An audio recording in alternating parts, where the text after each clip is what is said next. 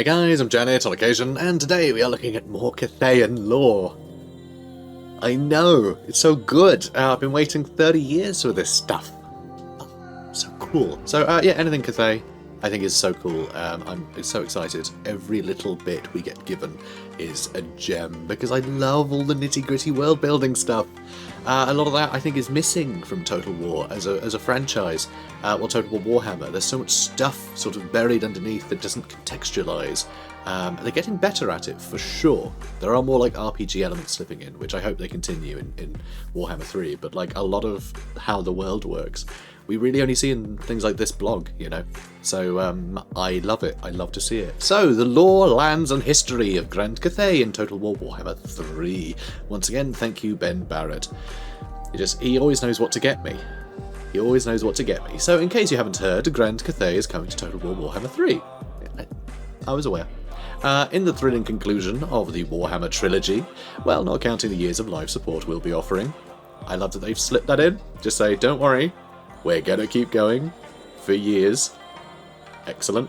I mean, Total War Warhammer 2 has had 4 years. It's been 4 years of stuff, which is crazy. So much stuff. Or at least it will be 4 years. Or would it be 5? Hang on, when did it come out? 2017, right? I think. Or was that the first game? I really have no idea. Either way, it's been years, so we'll just leave it at that. So, anyway, it's been years, and hopefully they'll do that. There's still so much stuff missing, as I'm sure you guys know. There's so much stuff missing from all the, you know, even the Warhammer 1 races. There's a whole heap of stuff that they could add. So, there's no halflings yet, for instance. Come on, give me my halflings. So, Grand Cathay joins the 4 Chaos Gods and the Kislevite peoples as one of our factions that will fight for the future of the world. That's all, though. They're not joining them in any other sense. No. No, that wouldn't do. So, but who exactly are they? Oft mentioned throughout the annals of Warhammer history, they never quite made it to the foreground until now. Grand Cathay is a massive and incredibly powerful empire situated in the east of the Warhammer world, beyond the Dark Lands, across the mountains of Morn, and past the Great Moor. The gaping wound in the land caused by Grand Cathay's astromancers millennia ago. It covers a landmass larger than the Empire, Bretonnia, and many other nations combined. Vast cities pockmark the landscape, with huge populations watched over by the ruling dragons, the Celestial Dragon Emperor, his consort, the Moon Empress, and their children. So Grand Cathay's astromancers, yeah, that's because they were fighting. Well, ogres kept coming in and eating children, which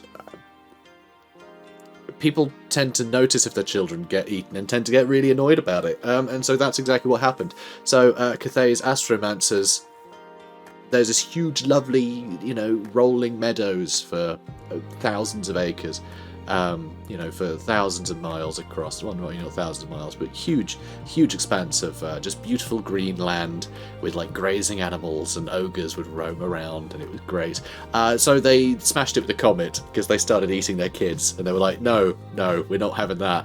And that's where the Great Moor came about, which was then worshipped by the ogres.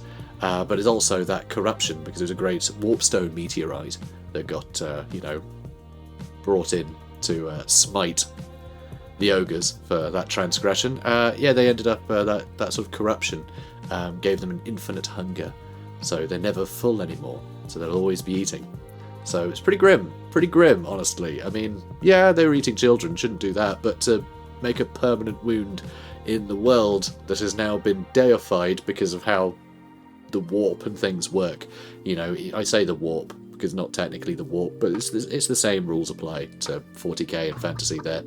Belief powers substance in a weird sense. So, you know.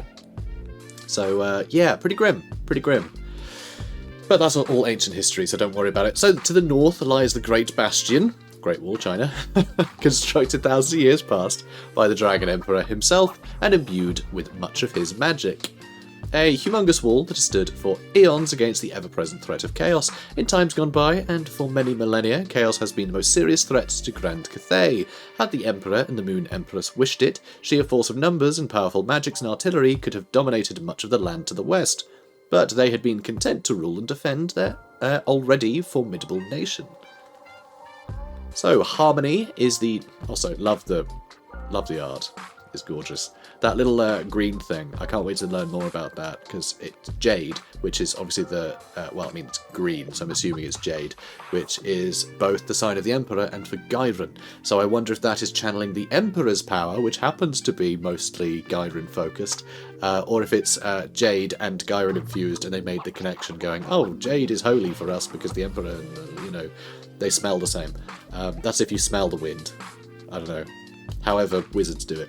So I wonder what the cause of that is. If it's a creative leap from its people, or if it's literally like something connected to the Emperor in such a way. Who knows? Who knows? So harmony is a driving force behind Cathayan society. The teachings of the Dragon Emperor are such that everyone must work in concert with themselves and the land for the betterment of all to find their natural place. This drives everything, from their magic laws of yin and yang to how the dragons govern their people. Far from tyrants or aloof aristocrats, the dragons act as teachers and wardens for their populace. They see little point in creating an imbalance between mortals and themselves when the ever-present threat of chaos will happily destroy them all. So this is an interesting one, because obviously it's a very collectivist culture. They're at the top of a hierarchy of this collectivist culture. There's obviously not equality there, right? It's got to be in balance, but is that propaganda? Is that what their teaching and governing is? It's just, oh yeah, this is the order of things. Honest. Or what? Is there actually exploitation going on there? More so than the obvious, you know, there's an obvious hierarchy. An emperor is obviously more important than a peasant, just because they're the emperor and someone else is a peasant, right?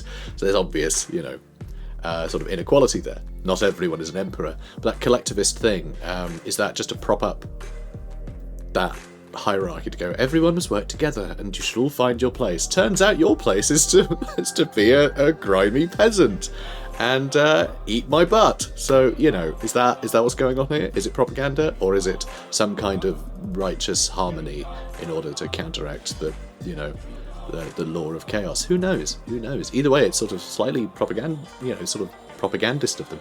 So I'm interested. I really want to know how that unpacks.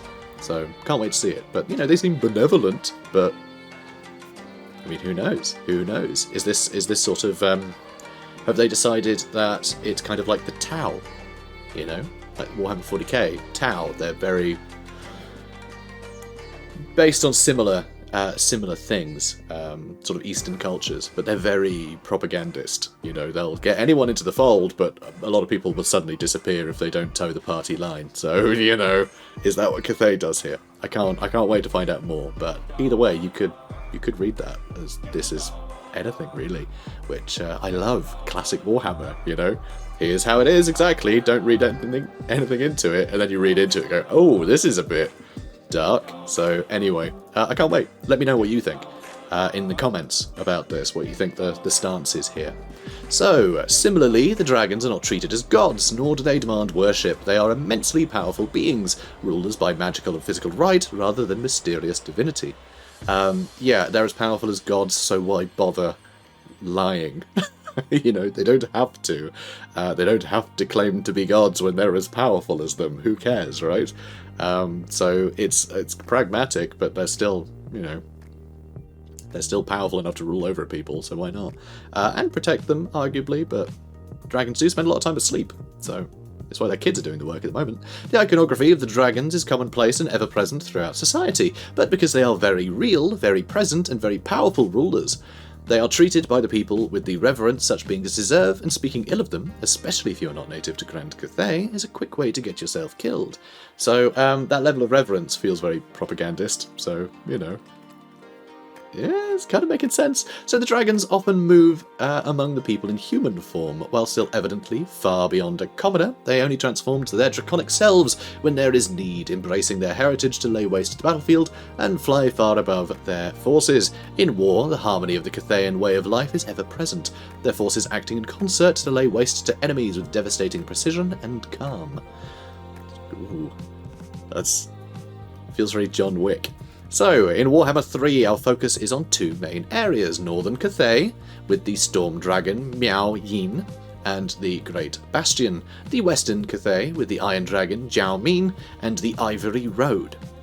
The land of the Storm Dragon includes the fortress city of Nangao, never conquered or sacked despite the many wars that have met its borders.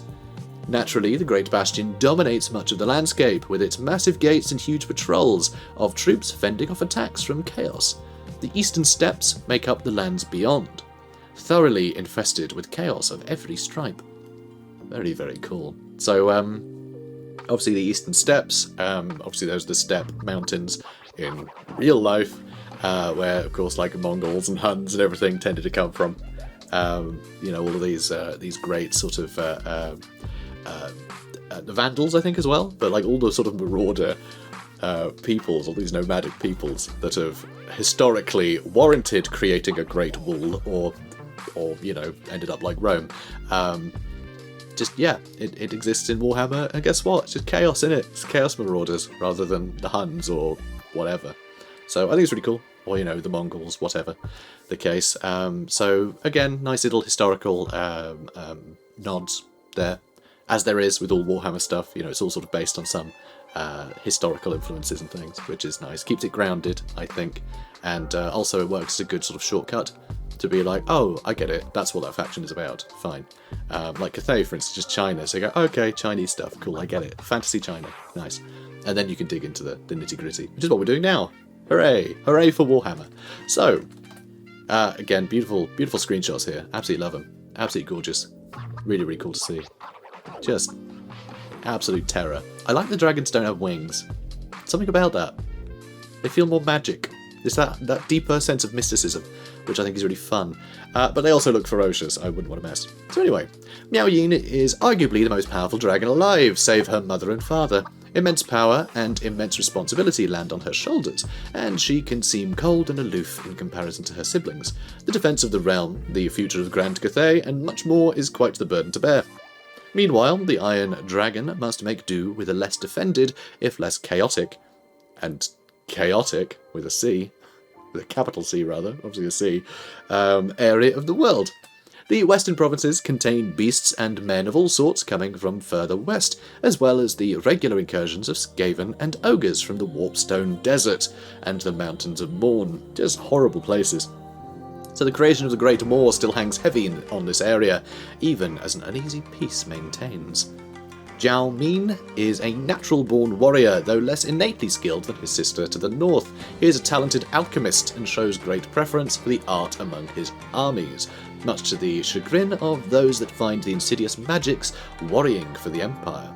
His lifelong station, so close to the Great Moor and all the Warpstone, mean many fear his mind is permanently damaged from the exposure. And any eccentricities or erratic behaviour he displays is very worrying to his siblings. So this, I think, is really cool. The idea of being in an area that is famed for horrible, warpstone and mutation and just bad. It's not a place you want to be around. It's basically a nuclear wasteland, let's be honest.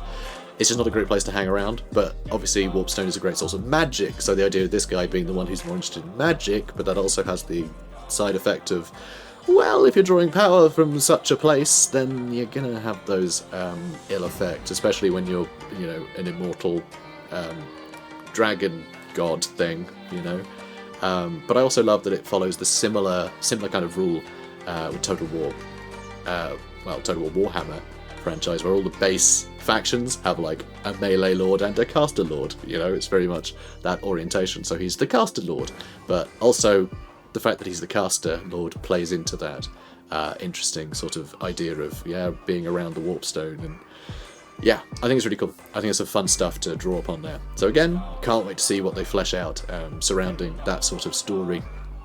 So it's interesting. So of course, stability and prosperity have not reigned forever, and are unlikely to continue without a fight. The history of Grand Cathay is longer than even chaos, originating more than 5,000 years previous. When the celestial dragon emperor ruled the land before the coming of the Old Ones, he learned how to take the form of a human to gather the tribes. And when chaos began to sweep the world, he defended his burgeoning empire, eventually constructing the Great Bastion to keep the hordes at bay.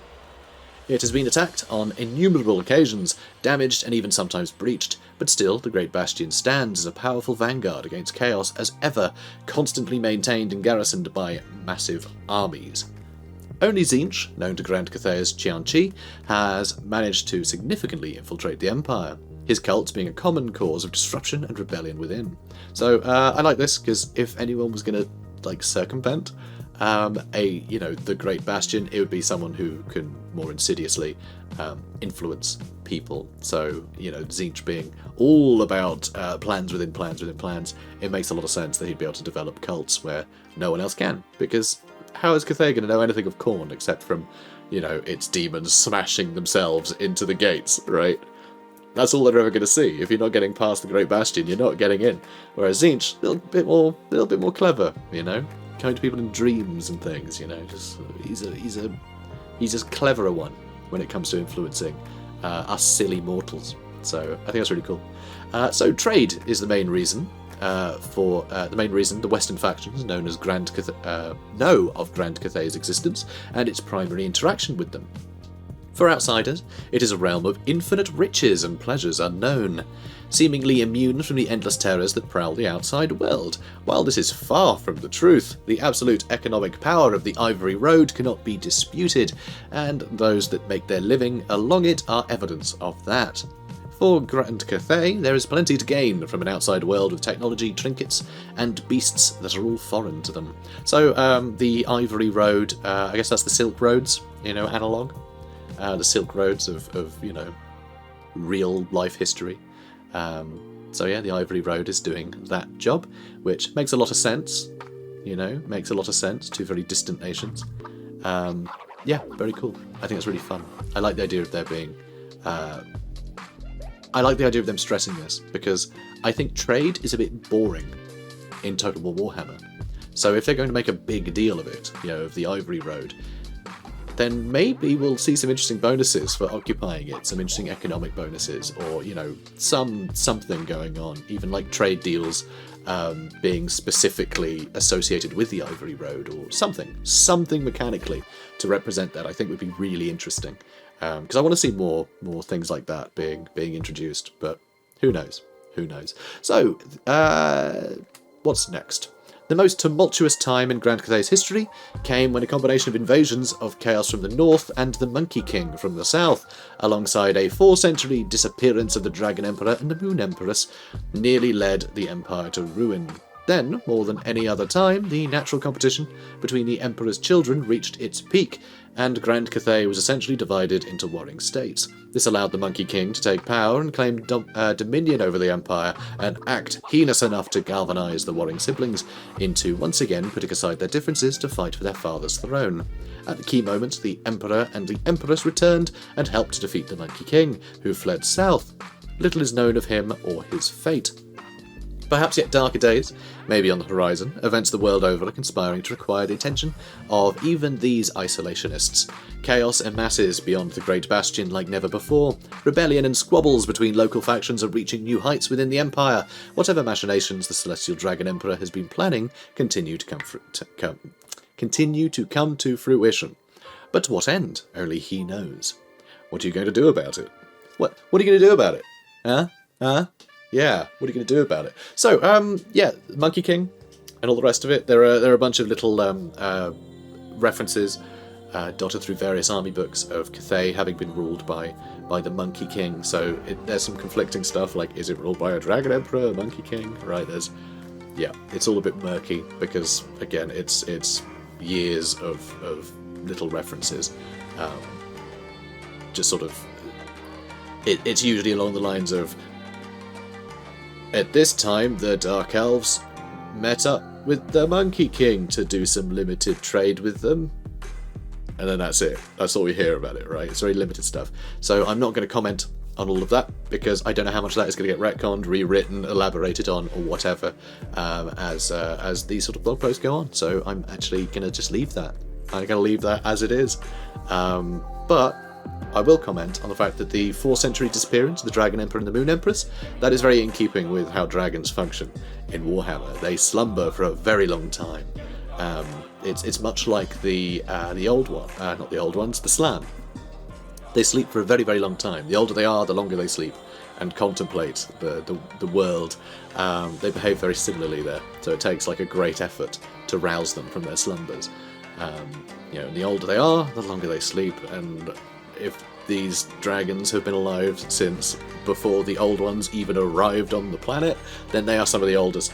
Well, they are some of the oldest beings on the, you know, in existence. It mentions that, and if that's to be considered true, then yeah, they're going to be sleeping for a long time. So I'm assuming that they literally just had a 4-century-year slumber, and because they have to, you know, you gotta get some rest sometime, right? Gotta get a kip. You think they take you know, just sort of like take shifts, but then I don't know, husband and wife, they want to spend time together, right? I can't blame them.